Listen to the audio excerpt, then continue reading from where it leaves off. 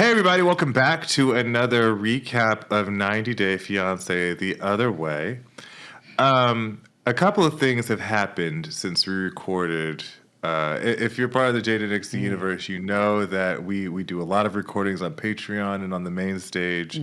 So we do a bunch of our recording on one day and whatever, but some shit has happened and I need to get this off my chest and we need to discuss this as a people. So as a public forum that this is on YouTube, you all get to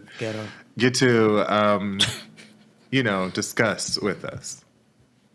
I hate the public. It has nothing to do with y'all. But so this came across my desk and I was like, it's so amazing and alarming to me that New York City is doing so much to like promote this cop city thing, right? Like they are trying like the hardest and damnedest to make this a thing, right? Let me tell you something. Even the governor, right? So like even the governor, like, let's add more. And thought she was going to be T compared to Nasty Cuomo, right? But, like, she was like, let's put more cops into the subway system. And more. How do you like it? Right? Between her and motherfucking Eric. Why did two butch queens steal a subway train and crash it? And they did it in drag. That's amazing. NYPD is currently looking for two suspects who are in pink shower caps. And when I saw, and I was like, pink shower caps, I'm like, Keisha done stole the fucking train? Yeah. No. That's not what it was. To quote T.S. Madison, there was Puerto Rican. Okay. Rican. Oh,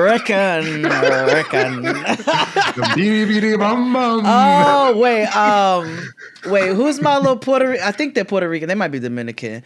My little royalty, because I don't know the pronouns. Mm-hmm. But they be like, I'm an island girl. I'm an island girl. Yeah. Okay. Yes, it was in the Bronx. Photo, Queens, I believe. It was like late night, and they crashed it. These two.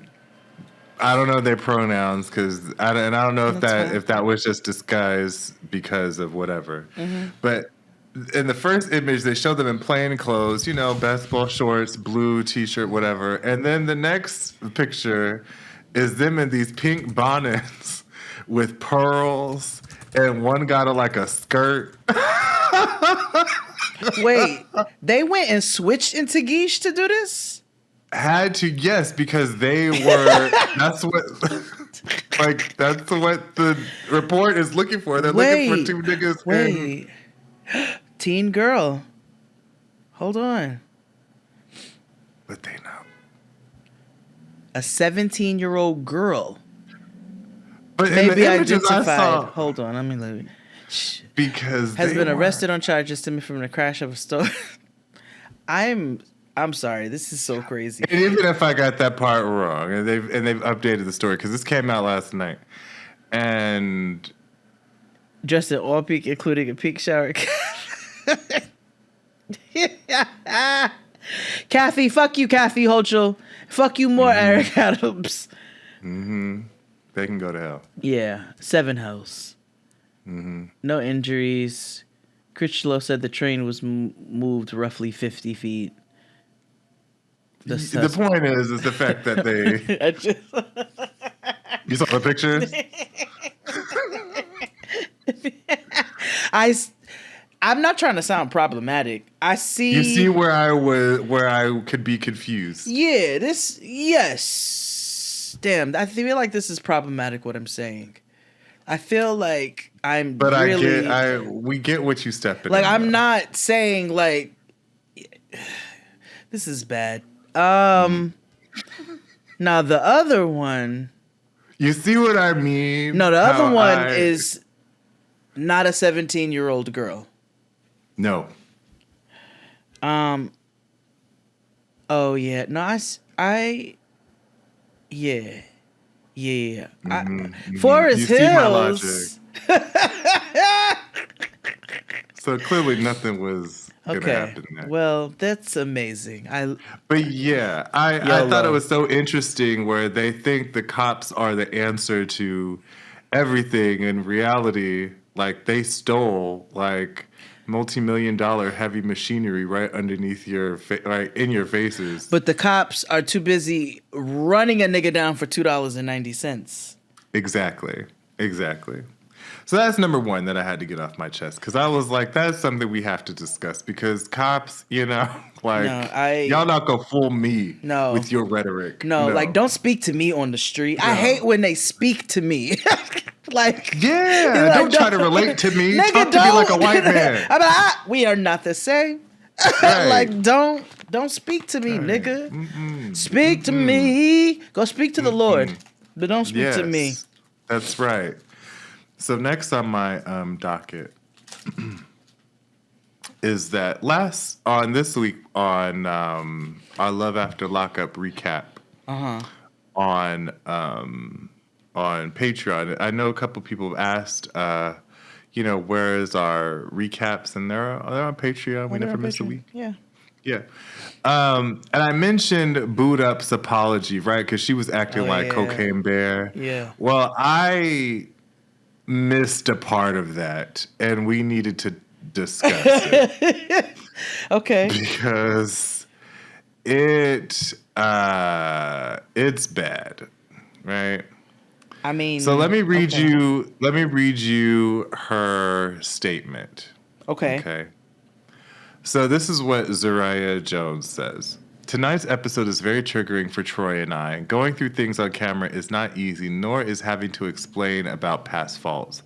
I want everyone to know I'm human. I'm not perfect, and I've never portrayed to be. And then she goes on to say, I privately apologize, but I also want to publicly apologize and ask my husband to forgive me for the bits and pieces of our disagreements that was shown in a very negative way and how I handled myself at that time. I wasn't the wife that I should been. And then she goes on to talk about her living with she had a manic episode. Let me say that. That is what she's trying to say that she's bipolar. Okay. And she had a manic episode. Okay, all right. But then she goes on to say that she should have got an Oscar for that performance. Oh, Amanda Diva. Yep. Because I was diagnosed and they ran the tests. But no, I wasn't diagnosed. I just fit all the criteria. Listen, off rip, that felt like an episode. But don't turn around then. Like, what? I don't think it was. I don't believe it was. I believe this is somebody She lost her goddamn mind. Has lost her rabbit ass mind. Yeah. Like, I think it was shame and embarrassment, and she wanted to be painted in a certain light. She was embarrassed that she's afraid and insecure about his baby moms. Which is crazy because you weren't embarrassed to tell us that you met this nigga because you was fucking on another nigga in the prison, and then you left that nigga for this nigga. You wasn't embarrassed about that. The shame is misplaced. Thank you. People are embarrassed about the wrong thing. The shame is misplaced, and in the puzzle pieces are on. You have all of them there, but they're on different parts of the puzzle. It's not where they go. So, stripwaffle. Yeah. And then my last bit before we get into the rest of 90 Day. Oh, no. I hate that, Jesus and Meryl left us with their British versions, like they're British tethered. Have you heard of that podcast, Shits and Giggles? They're huge. They're literally the British version of Jesus and Miro, but they've taken the world by storm in the last 2 years. Oh, okay. And recently, they went on Angela Schultz's... that's a bad way to start a conversation. Klan show with Wayward Blacks and Clayton Bigsby. And basically, in true Andrew Schultz fashion, went on an anti-black woman tirade, disguised as jukes. And of course, the host kind of just went along with it and just like, LOL, blah, blah, blah, blah. Then they got hit with a bunch of backlash and they went on an apology tour and then deleted a whole bunch of their episodes, like 100. And then Andrew Schultz was like, well, they had an opportunity to tell me that they didn't want this aired. They already did, actually. Some of the clips we couldn't air. And the producer was like, no. But they said this was okay. So here's my problem. Andrew Schultz can go to hell. Mm-hmm. And and I also am like, they could go to hell too. Like, you know what I mean? Just because I hate this idea of like, well, I don't know about like this. It's because I'm foreign. I can speak on an American experience that is erroneous and disrespectful and downright racist. Yeah, they're black. They were disparaging black women. Of course, because that's what the world loves. And they are British, black. One's British Jamaican and one is British Nigerian.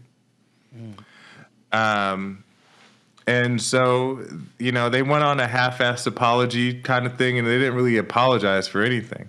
But I just thought it was important to note that, I understand, like, when you get emails and stuff as, like, creators, you think opportunities are going to be good for you. And they're not always, right? I get this idea of, like, you think you coming over to America and you thinking Andrew Schultz is a big deal. He not. And two, also, fuck y'all. Fuck y'all. Yeah, people got to deal with their like self-hate. Like, and I wish you would deal with it behind closed doors and not let us have to deal with it. You know how I like shut the fuck up and do what you're gonna do. I don't give a fuck about nothing else you talking about. Shut the fuck up talking to me and go handle your business. Yeah. Because I don't have time for it. All right, well, you two wankers can go back home, and we're like, we don't give a I don't even know who you niggas are. No, valid. But anywho, let's start with let's continue with 90 Day Fiancé the other way. Where are we going to begin? Because who do you want to end with? Oh, we didn't get everybody here was. We didn't get James and Tata this week, which I'm really grateful for. Actually, I needed. You know what? Let's start with Josh and Lily. Okay, yeah, because because ain't nothing wrong with them. They're just not fucking. Well, there's a lot of things wrong with them. They just not. You know what I mean. So, it's the night before the wedding. In a couple days. They got a few days. Not too far off. Yeah. And so Lily is like, we got to change the sheets and we got to do a whole bunch of things. And Josh is like, ethnic. For what? So she explains to us Chinese tradition, where you put red sheets on the bed because it symbolizes. Did I have a stroke today? Why can't I speak? I was like, do you smell toast? Yeah, maybe I did a little bit.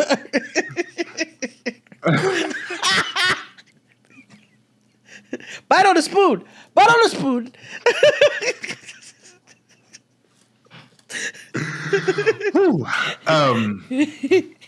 So, in Chinese culture, before you get married, you are to dress your bed in red because it symbolizes and welcomes in prosperity and happiness for the newlywed couple.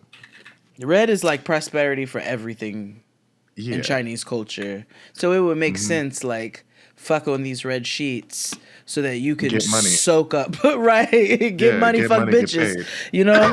So, literally that. Yeah, no, that ass. So, yeah. So, they can't really bone until the bed is in red, right? But they have not boned really since they got there. And let me tell you something. Mama is ready to get spatchcocked. Okay, she's ready to get that back cracked. She's like, Her eggs when are we going cracked. to knock boots? I was like, valid question, Queen. Y'all haven't fucked the whole time he's been there. Just getting on your nerves. And that's why she think he don't love her, because he been gone. They've been separated. You haven't because of dropped distance no dick off in this elevator encrusted apartment. Like, I don't. Yeah. Like, if you not, and here's what I understand that life happens. Men get tired. You know, he's also an older gentleman. So I get like the waning sexual whatever, right? Sure. And you not working though. Like, you don't have nothing to do but build stamina. If anything, this is your keep, sir. Like, Hello? this is the most simple thing. Mama installed a movie theater for you. That's completely beyond Chinese tradition. The least you could do is at least put the tip in. He won't. And when she brings it up to him, right? You know, we haven't been with each other biblically, baby. And you've been here for a little while now. And he's like, oh, we haven't? I'm just so tired. I have a cold. And she lets him know, this is embarrassing for me to tell you. I feel like I am. Chinese women don't ask for dick. Neither do black women. We demand it. But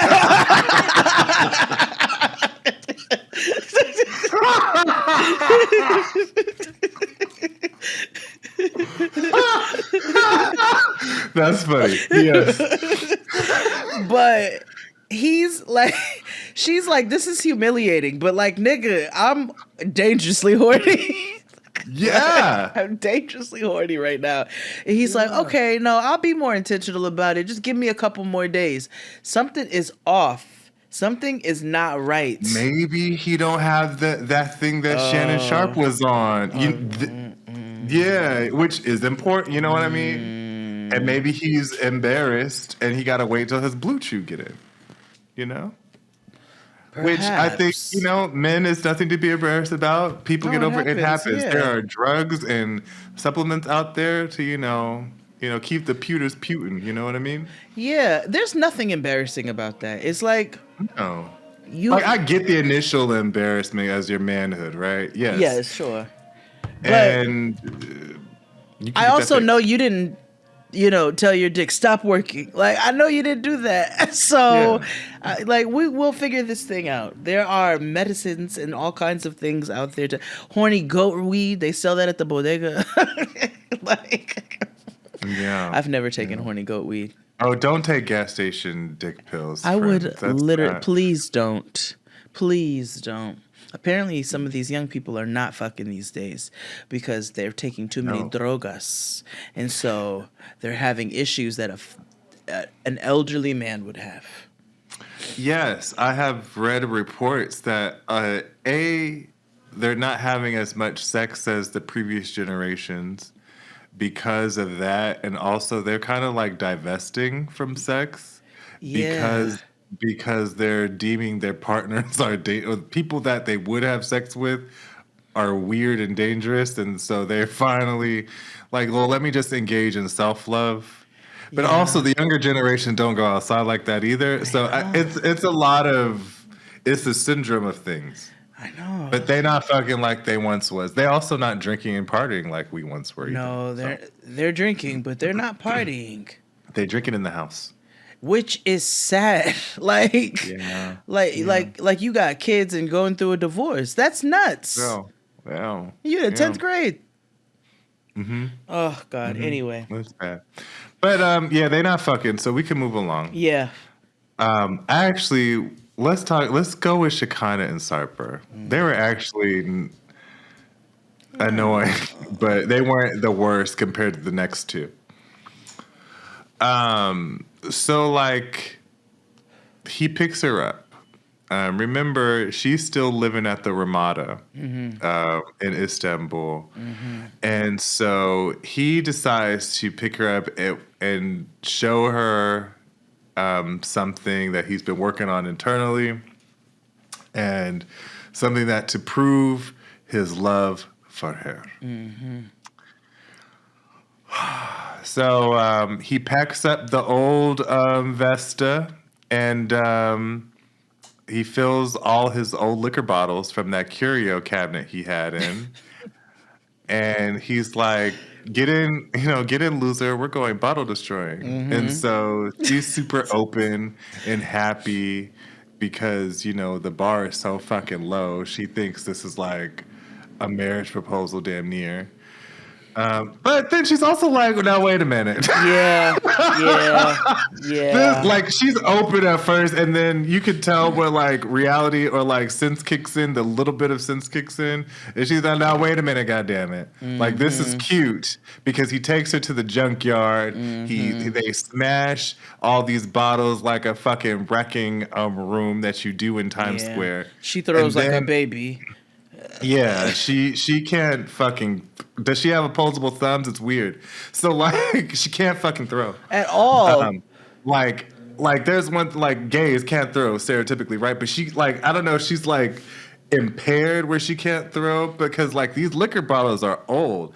Like if you touch them, they would turn to dust. Okay. She's throwing it hard, like smack down hard like a fucking medicine ball, and it's just like, haha, LOL, try harder.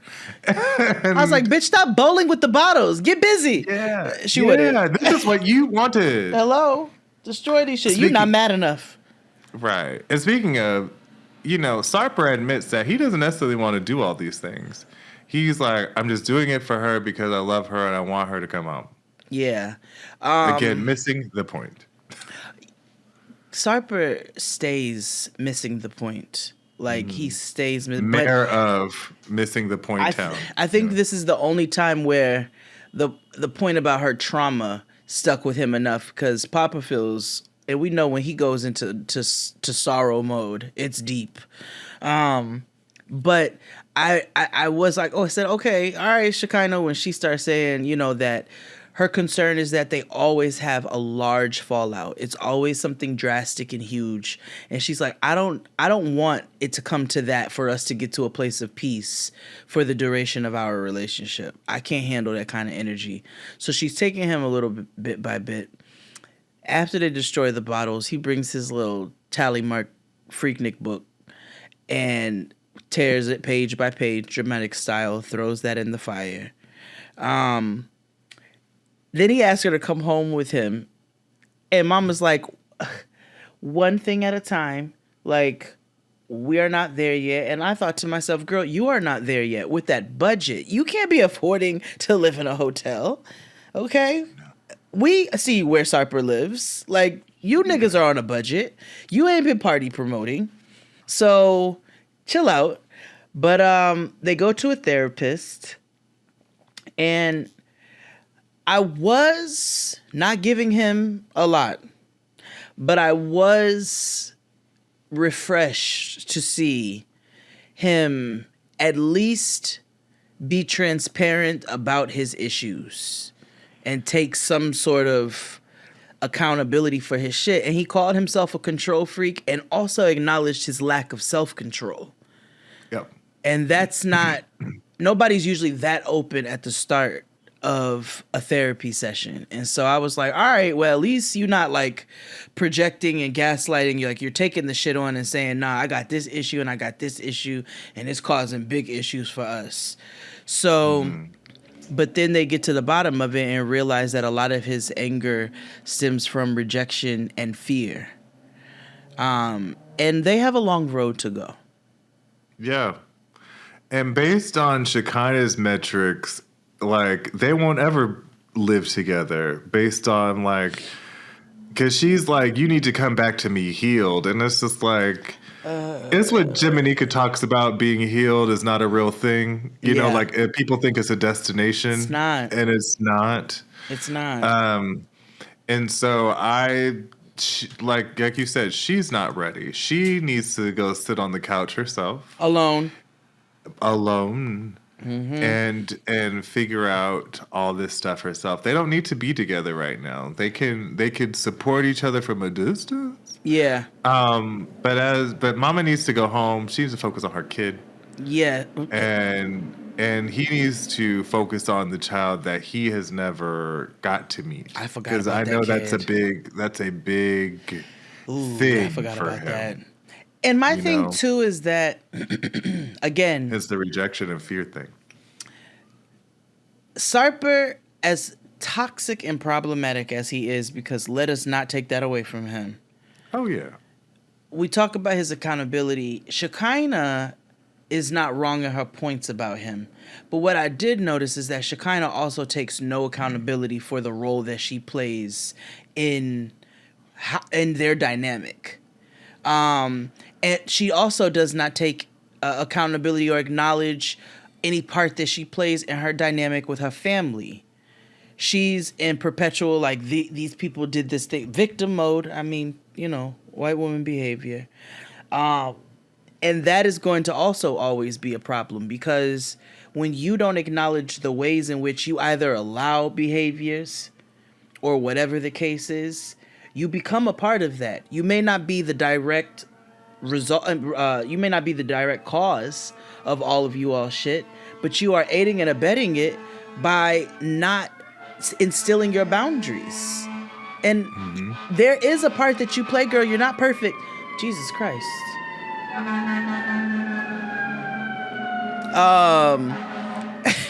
And the other side of that too is I lost my thought because of that stupid fucking thing. Yeah, she just doesn't. Oh, and I have not forgotten how nasty you were at that reunion. She was nasty, like, in ways that she doesn't show on the show. Yeah, she was being a B word. More, she was being a C word, actually. Yeah, I was like, oh, this is big cunt energy. I was like, you're being a nasty bitch. So, yeah, Mama was in America and started feeling herself. Yeah, I didn't like that. That was him. So then we have Sean and Joanne, Dempsey, and Statler. Who you were in with? The lesbians. Okay. Oh. Because I had to sit with it because I hated how I felt after the lesbians because I was on Statler's side. But anywho. Yeah. Yeah. So let's talk about fine white Sean and Joanne. I think I can't say publicly really, not publicly, but it's because he's charming that adds to his thing. Because otherwise he just looks like a regular Instagram white man. But that's true. And the fact that he's like a girl dad and I like his daughter. So it all adds I like his daughter. I like his daughter. He's handsome. Yeah. And he got Yeah, but they just need to go one shade more natural. Just one shade more natural. So I was talking to LaToya about like orthodontia. And she was talking about when she went to go get her teeth done or whatever. She was like, I want to make sure that I don't have no chiclets or ninis. And her doctor was like, people only get them because they request them. He was like, dentists don't install them shits. People ask for big teeth. I was like, and he was like, and I've heard this too, like they give you samples like to put in to see what you would look. Yeah. And niggas love them big, ignorant Bugs Bunny teeth. Cause something about like 90s Hollywood, when veneers really started, like when niggas really start getting their teeth done a lot, they think that is the standard. And that shit don't look good all the time. That's why I appreciate Styles P. Because Styles P refuses to get veneers, and he went and got braces. So he is in about 50, and he has not Invisalign. He got real nigga metal braces, like braces. In the mud. Respect. Yeah, because he talked about in an interview. He was like, "These niggas on the internet look crazy with these teeth. I cannot want to look normal. I get high because I'm better than you." And then this nigga turns around and goes, I gotta go get my brackets tightened. Like I'm changing the color of my band. I'm changing the color of my rubber band. Green like money. Give me pink and red because it's Valentine's Day. Like yeah. I respect. Yeah, Kirsten Dunst, also respect. That bitch has kept them fangs for my whole life. So as long as I've known her, she had them fangs, and I respect it. I really do. Yeah. But anywho, so the kids stay at home while the adults go to the pub, and so hold now, and the kids are getting along well, and everybody is, they're doing their blended family thing. But I'm not insinuating nothing about her son. This is anybody. I'm not leaving my young child with nobody's teenager I don't know like that. I don't know you like that. I said the same thing. But I feel like Sean left her there because he knows that his daughter could beat everybody's ass in that room. Well, there's that. I forgot about that element. and her sons are, waifed little tinders. So yeah, they're a little snowflake. But also, but yes, they don't need to. The strangers. That's weird. I'm not really with that. But then also, he observed things that made him comfortable enough to. I personally am not doing it. Somebody from production was there that they trusted, and like, all right, watch these kids and make sure they don't burn down my fucking house. I trust production less, but anyway. Is this on TLC? Yes, it is on TLC. So you're right. Never mind. This is Matt Sharp Entertainment. So her BFF, who looks like Chris Statlander, who's a wrestler, is ready to grill him. She's ready to be bestie with the messy and get down to the nitty gritty, right?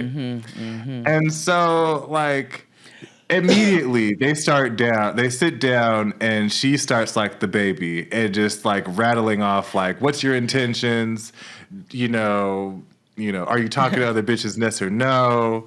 Blip, blip, blip, blip. Are you a serial killer? Valid question. Are you a serial killer? Yes. And then valid question, but then I also like, would a serial killer answer you truthfully? No. So he has a good sense of humor about all these things, but he's also very like, bitch, calm the fuck down. Like, why are you like you doing a lot? But I was like, at least he laughed. I was like, notice, Sally, how he laughed at the murderer question. You know what I'm saying? Yeah. I really wish they showed Love After Lockup in this show like back to back, because there is so many. I know there's things that interchange, and yes. Yeah. But a question gets brought up, and I had this question too, like, well, nigga, how come you don't show up and go to the United States? Or why won't you live there? And he was like, well, funny you asked that. I got in trouble with the government. Yeah. So last time he was there, he overstayed his visa, and he got banned for 3 years. Yep. And on top of that, he didn't even like it like that. He said he was like, I was homesick when I came over there, so, and it really concerns her best friend because she's like, yeah, I don't know about this, like, jumping ship and moving over here situation. So they go to this castle the next day. This is the day that they're going to drop the news on everybody. And this news is really weighing on them. She's very anxious. I hope it does, and I hope it gives y'all styes in your eyes. Tristan came in while I was watching this part, and he was like, "Oh, they're in Ireland." He was like, "Oh, that's not the black girl." Okay, he thought Corona lived in Ireland, so he was like, "Oh, that's not the black girl." Okay, he was like, "Wait." As he was watching, he was like, "Wait, they." 2 years. He was like, "Oh, that's crazy. They're not gonna take that well. And They sit They down. didn't take it. They took it. They didn't take it as worse as I thought they should have. Or well, they took it harshly, but I was expecting like the family Chantel levels of like spawning chaos. nukes. Yeah. But I think they were displaying it in different ways. First, Everybody was all shocked. the daughter does not mince a word, and I really enjoy her. She said, "What the fuck?" And before she was like, "This is making me nervous." It's like a gender reveal. Yeah. I was like, this little girl is a hoot. But the best friend is in full shock and offended because she's like, bitch, I'm your best fucking friend. Like, you tell me everything and you didn't tell me this shit, which I did kind of find that kind of weird too. I was like, you're not even gonna tell your best homegirl. The youngest son is coping with food. He is just He lets them know he is not good. good. He was like, "Are you good?" He was like, "No," but he keeps eating them chicken tenders. Yep, and sandwiches and cake. And the oldest son is also not good. But you can see him processing in his mind. And he is irritated. And he brings out a great point about how his mother is exhibiting extreme hypocritical behavior. Because he's like, she tells me all the time, you can talk to me about anything. You don't have to keep any secrets from me. He goes, and she kept this. I would never talk to her again. That, we watched that and knew instantly this was a damaging moment in their relationship. That's going to take a lot to come back from. If it does. If it even does.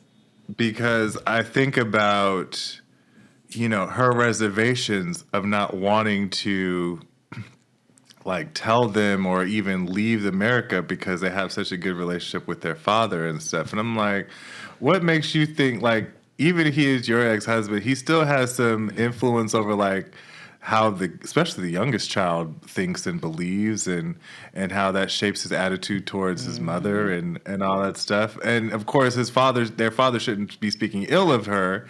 However, it would give them a pause and a teachable lesson for these children to be like, don't do what your fucking mother did, And this could also be in this relationship, it's like, you've broken your kids' trust. And especially if you have the last 3 episodes they've been in, it's been more of like, I want your opinion on him. I want you to get to know him because I don't know what's going to happen if you don't like him. Which is deceitful. You're already married. It's deceitful. You don't really give a shit what your kids think. That's it. Because I can tell you, this is all for show. And if they told you they didn't like him, you're not going to divorce him. You're going to find a way to stay with him and just be like, deal with it and be with your father. Yeah. And it's just, you can tell that this really damaged a lot of relationships. And what I did appreciate was her acknowledging that this was real immature, that they handled this real immature. She was like, we really just like, we fucked up. We acted like teenagers. And we weren't thinking straight. And then we let this shit go on too long. And we fucked up. And I appreciate that more than somebody who will try to spin it or put it back on their kids in some kind of way. Because we've seen that happen before. So. Oh, yeah. Like when a daddy says the phone works both ways to a 9-year-old. To a 9? Sorry. To a nigga who can't aim properly. Been there, girl. Like, are you fucking serious? Yeah. Oh, that irritates me. Yeah. That irritates me. So, I'm yes. babysitting my kids. What?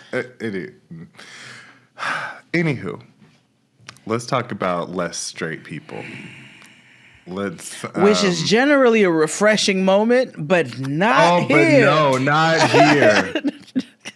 These white lesbians drain me. Baby. And I hate the fact that I had to side partially with Statler.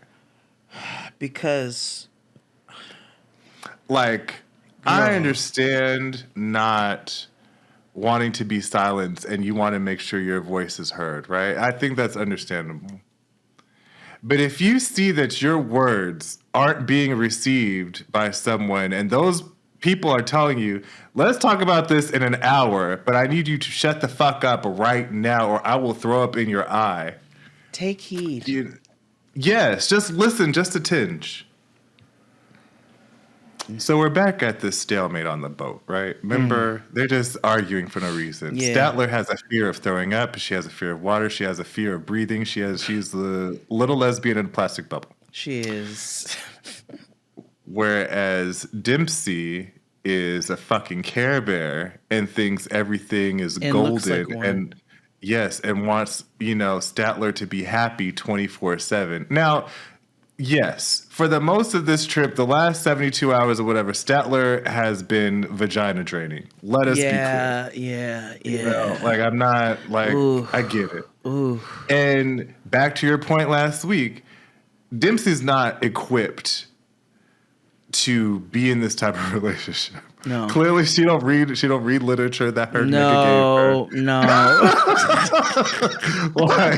like Dempsey just don't fucking read. She just like, give me the money, let's eat coochie together and travel the world, where Statler has real life issues and stuff that she gotta work through.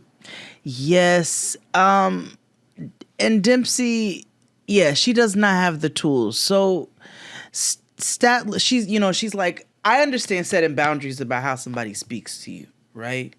Yeah. But also, you have to, this is beyond reading the room at this point. This is direct communication. And this lady straight up and down said to you, this is not going to be productive. I'm not good right now. And like, look at her face. Like, her face is like even worse than it usually is. Like, and she keeps going. And it's like, no, but I'm going to get all of this out right now. I literally said we can talk about this on land. Like, we will not be productive right now in any form or fashion in this conversation if you don't just give me a beat. And she would not take a beat. No.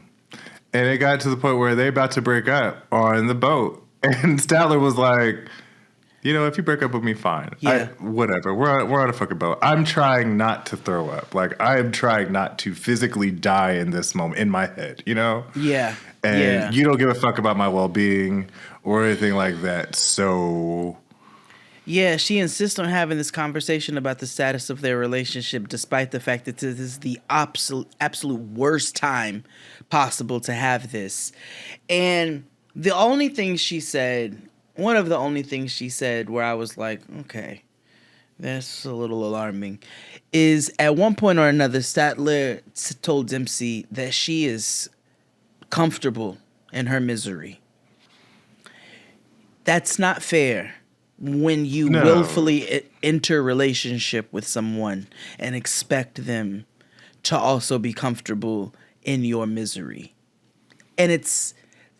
Yeah, that's not fair, and that doesn't show any form of like, I'm going to try to do things to help me to cope with this thing that I'm living with, because it is very real. Let's be clear, anxiety is very real, and people who suffer greatly from it really have moments where it impacts their entire being, and it's something that you can't comprehend if you don't deal with it. Mm-hmm. But yeah, this is just, they're a bad pair. They don't need to be together. And I want to watch Before 90 Days to see what they were giving. I hope they have a little story vignette. Like, they got to give us like an hour on YouTube or something. Yeah. I agree. Because I just need to, like, I'm confused and I'm curious. Let's do that for an ABC show.